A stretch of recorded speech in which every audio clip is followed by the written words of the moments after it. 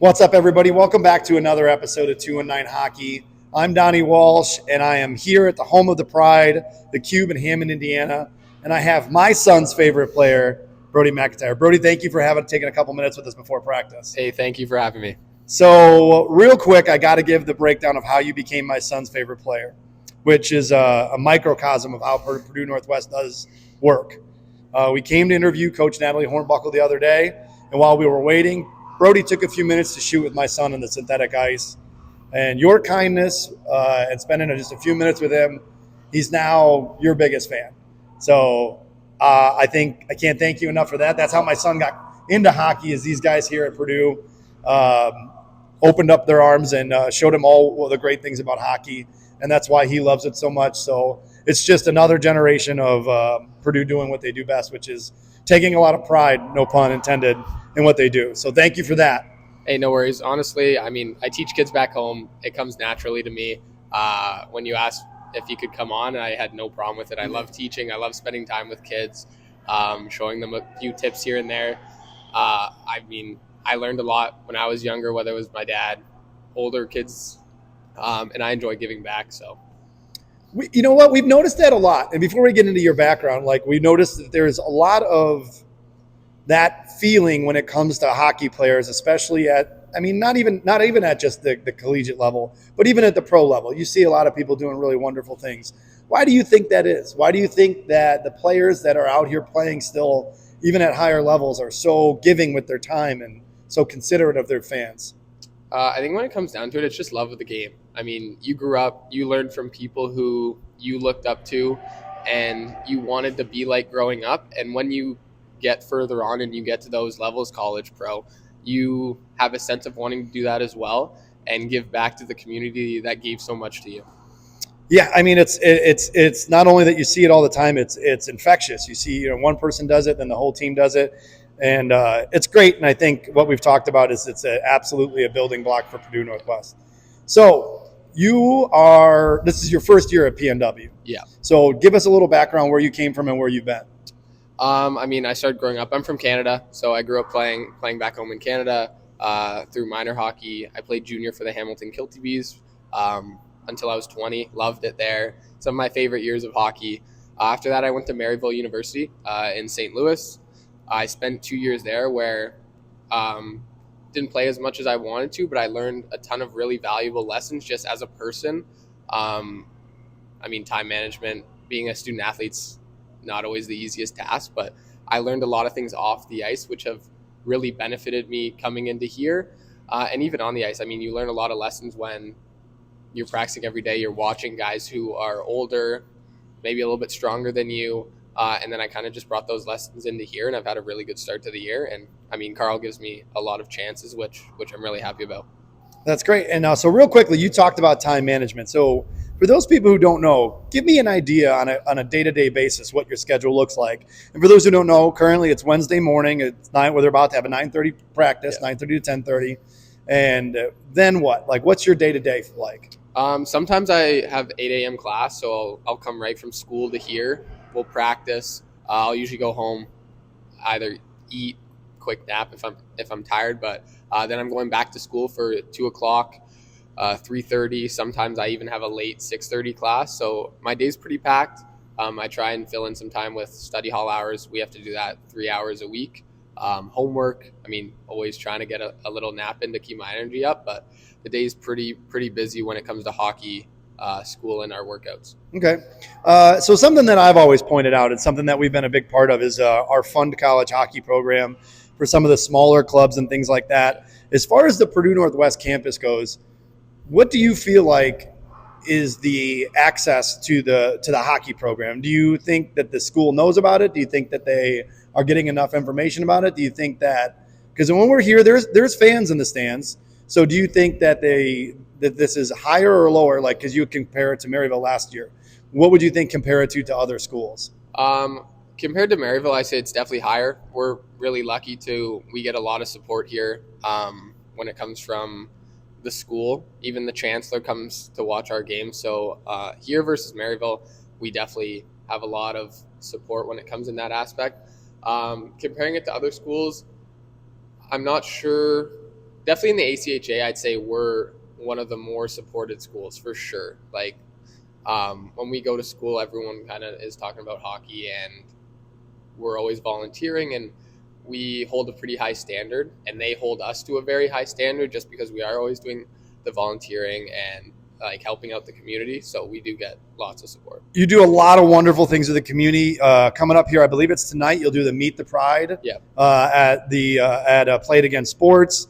A bunch of you guys get involved with the Crown Point hockey program there, which is really, really great. That's where my son was his first chance to play. It was really his first opportunity where he met a lot of the coaches and the players from the Pride, and then they invited him to a game. He got brought in the locker room, sat on the bench, and then his eyes got all wide, and now we don't have any weekends left. But so as you go forward, and we don't want to keep doing the same things, but as far as hockey goes, what do you want out of your hockey career? Not this year and not with the Pride. We ask that every time. But where do you see your hockey career going, and where do you want it to finish? Do you see more for you? I mean, I've talked to my dad about this plenty of times over the last few years, just like what I want to do after hockey. And it's still something that's up in the air for me. I mean, the dream I've always wanted to play in Europe, whether that's for a few years, I mean, a decade, who knows where the time or where the hockey career is going to take me. But I've always dreamed of doing that, whether short or long. So after school, I mean, I'd like to see where I can go with that. Yeah. Otherwise, I'm just taking it day by day kind of. Well, we'd love to help you out with that. We have one of our guys that we helped get over, and we sponsor the team in Wales, the D-Side Dragons. They are sponsored. We're a sponsor for them. And our guy, Colin Cromie, went over there and is having a great season right now. So we would love to see that happen for you. But before we get crazy and finish up, I do have a gift for you. Oh. My son sent something for you. No way. That's awesome. So my son is a Blackbird. No way. And when we got home after the game the very next morning, this was at our house, and he asked if we can give it to you because it is your number 21. That's awesome. So as soon as he got up in the morning, he was like, Dad, that jersey's 21. It's his number. He should have it. And I go, I think that would be fine. So this is a gift from my son and the Blackbirds to you. That's awesome. So I'm glad that you guys got an opportunity to meet up. And this morning when he had to go to school, he was furious. Like that mom wouldn't give him the day off of school today. So as we keep going forward, you have a huge game. No, I wouldn't say huge. You guys have a big game Thursday night, the 13th of November, at the Cube in Hammond against U of I. Yep. And I think I've asked this to a couple other interviews. Are there any games that even as your first year you look forward to, some games that you kind of circle and go, that's a game I'm going to think about? Because now you do, if I'm not mistaken, I have to double check. You play Maryville this year, right? Or have you already? No, we haven't. We don't play them this year. Okay, you don't play them. They must have played them last year. So is there any games that specifically stand out for you? I mean, always the conference games. They're always really important. And then some of the higher seeded teams you always look forward to. Like we lost to UNLV last year in the national semifinals. We play them next weekend. So that's always a big one. I'm excited for that one. It's a big showcase in the city. You guys will be down in Chicago playing. We're going to see if we can get down for that. We have 2 games this weekend as well, but we want to try and stop in, especially the UNLV game would be great. So now that we've gotten that out of the way, for you individually, and I know that the standard's been set for PNW and what you guys need to do, which is win. Yeah. And that's all the guys have been doing lately is just you continuously win. But as you as an individual, what is a successful season for you?